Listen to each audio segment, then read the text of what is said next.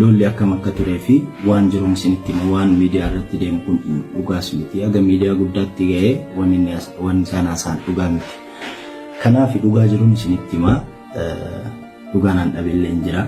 Wanna kana garuu beekuu qabdu waan ta'eef isinitti himaa. Iddoon sun iddoo hojii kooti. Iddoo hojii koo Qananiisaa guyyaa sana hojii qabaa. Ani hojiidhaaf hin deemee Caalaan Bashannanuuf dhufe. Sa'aatiin darbee jennaan jarri ibsaa ibsitee jara wajjin olitti wal lolee jechuudha. Achi booddee jarri qabdeetuma ijoolleen Oromoos jirti gaardota keessa baastee jirti gara alaa meeshaarraa fudhanii turan.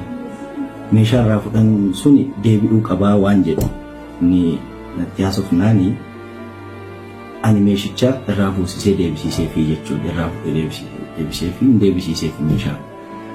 Amma iddoo sanitti ijoolleen dhuftee ijoollee homaan beekne. Ijoollee iddoo biraatii dhuftee ijoolletti immoo nan beeka. Dhiisii jechaanii ture. Dhiisii jennaan mucaan jiru dhahee kuffiseera ijoollee bakka kufeetti mucaatti rasaasni dhuka'e.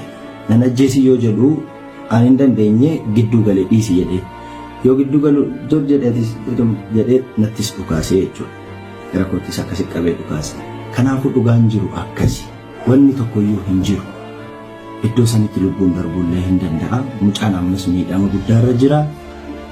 Kan koo Rabbi na baasee garuu immoo kabajni walii qabu akkana ta'uun qabu. Iddoo hojii kootti akkas ta'uun qabu ture yoo ta'ellee immoo of qabuun of akka wanni hamaan balaan isarratti mudanne abbaa ibidda qabeetu murteessuu qaba jechuudha. Garuu immoo nan dandeessisne sanaaf gidduu galee mucaan nan ajjeesii yoo jedhu jechuudha. Dhugaan jiru kanuma.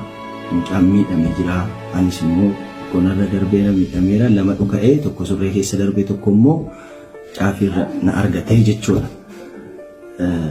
Ani waan kana bal'isuun barbaanne wanni uumame akkasii kanaafi dhugaa kana baraa wanni kun akkasii jechuu kooti.